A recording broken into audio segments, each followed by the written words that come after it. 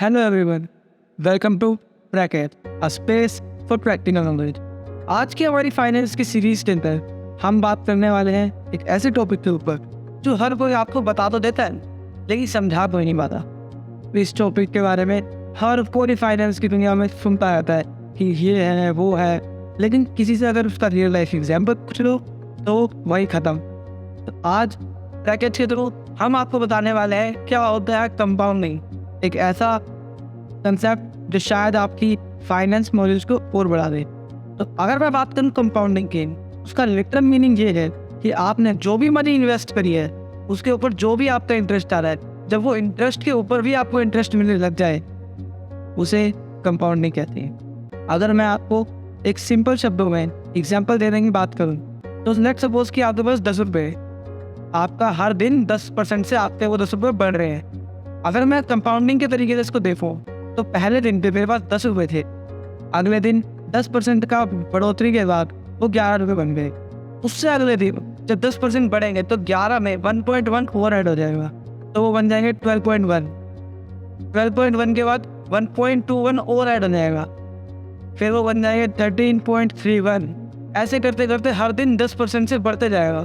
तो आपने इसमें हुआ क्या, आपका जो अमाउंट था, बेसिक जो आपका बेस अमाउंट था 10 रुपये, उसके ऊपर जो इंटरेस्ट आया 1 रुपये का, उस 1 रुपये के ऊपर भी 0.01% का इंटरेस्ट आया। अब यही होती है कंपाउंडिंग। अगर मैं आपको, आप सब ने दादी माँ कहानियाँ सुनी है, आप सबको घर में कहानियाँ सुनाई जाती हैं, आप सबको एक ऐसी कहानी सुनाता हूँ जिसे शायद आप कंपाउंडिंग समझ पाओ। एक राजा होता है, काफ़ी घमंडी होता है। उसके पास एक दिन उसके सभा में बैठे होते हैं वो लोग, तो वो बोलता है कि मेरे पास इतनी दौलत है, शोहरत है, कौन मेरे से कुछ भी मांगे मैं उसको सब दे दूंगा। ये सुनकर सारे सभा में बैठे हुए लोग खुश हो जाते हैं, उसकी तारीफ करने लगते हैं। एक आदमी होता है, वो उठ के कहता है जो मैं मांगूंगा ना वो आप नहीं दे पाओ। राजा को ईगो पे लेता है इस बात को। वो कहता है यार मेरे पास इतना पैसा है, मैं कुछ भी कर सकता हूँ, लेकिन तुम्हारी हिम्मत कैसे हुई मुझे ये बोलने की कि मैं तुम्हारी इच्छा पूरी नहीं कर सकता, जबकि तुम तो एक नॉर्मल से लोग हो यार। ऐसा राजा बोलता है। अब वो आदमी राजा को कहता है चलो सर मैं आपको तो एक टास्क देता हूँ, आप वो मेरा कर दो, उसके बाद मैं मान जाऊँगा कि आप बतेरी की चीज़ें हैं, ठीक है। अब वो टास्क क्या होता है, तो वो कहता है उस टाइम राजा चेस खेल रहा होता है। अब चेस के अंदर 64 स्क्वायर्स होते हैं। वो इंसान राजा को कहता है आप एक चावल का दाना एक बॉक्स में रखो और हर बॉक्स में ना जितना प्रीवियस बॉक्स में था उससे डबल कर दो। अब अगर मैं मानूँ तो एक दाना उसने डाला फर्स्ट में, अगले में 2, उसमें 4, फिर 8, फिर 16, फिर 32। ऐसे करते करते 64वें खाने से काफ़ी पहले ही पूरे राज्य का गेहूँ चावल खत्म है। अब राजा परेशान हो जाता है कि ऐसा कैसे हो गया, हमारे पूरे राज्य से खत्म हो गया और मैं तो समझ सकता हूँ इतना पैसा है। वो तो शुक्र मनाओ उस इंसान में सिर्फ चावल मांगे, बैंक से राजा से पैसे मांग लेता, राजा तो लुट जाता। क्या होता राजा। अब यहीं पे काम आते हैं कंपाउंडिंग। उस इंसान ने कंपाउंडिंग का ही तरीका अपनाया उस राजा की घमंड तोड़ने के लिए। अब अगर मैं बात करूँ कंपाउंडिंग के रिलेटेड, तो आप लोग कैसे इससे पैसा कमा सकते हैं। अगर मैं लॉन्ग टर्म जनरेशन की बात करूँ तो उसके अंदर कंपाउंडिंग बहुत हेल्प कर सकती है।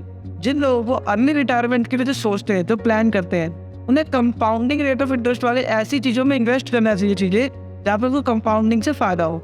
अगर मैं बात करूँ, अगर मैं इन्वेस्ट करता हूँ, अभी मेरी एज है 90, अगर मुझे 30 साल की उम्र में रिटायर होना है, मेरे को हर साल 10% का रेट ऑफ इंटरेस्ट मिल रहा है कहीं से। अब होगा क्या, मैंने 1000 रुपये लगाए, 10% का इंटरेस्ट आया, मेरे पास कितना है 100 रुपये। अगली बात जो अगला साल होगा उसमें मेरे 1100 रुपये के ऊपर 10% लगेगा, फिर जो इंटरेस्ट आएगा उसके ऊपर 10% लग गया, फिर जो आया मेरे अमाउंट टोटल होगा उसके ऊपर 10% लग गया। सीधा मतलब ये है कि जो मेरा बेस अमाउंट था वो 2 टाइम 3 टाइम ना हो गए तो ज़्यादा ही हो जाएगा, बढ़ बहुत ज़्यादा जल्दी जाएगा।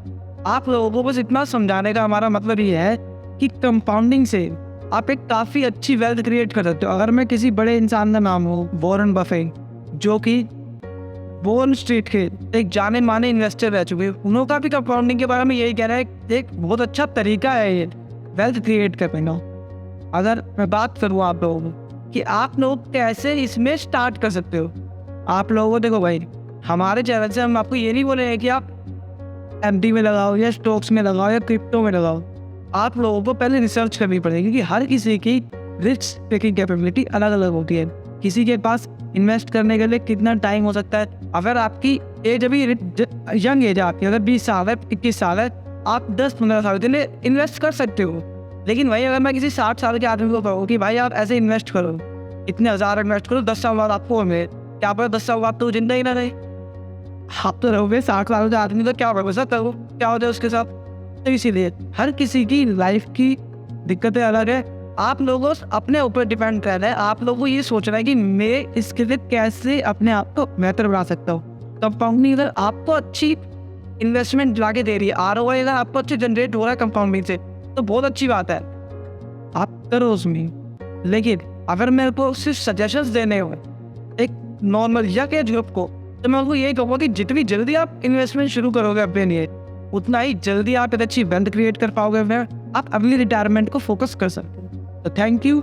अगले सीरीज के अंदर हम बात करेंगे एक नए फाइनेंस से रिलेटेड टॉपिक से। तब तक के लिए हमारे चैनल को लाइक करें, शेयर करें और जल्दी से जल्दी सब्सक्राइब करें।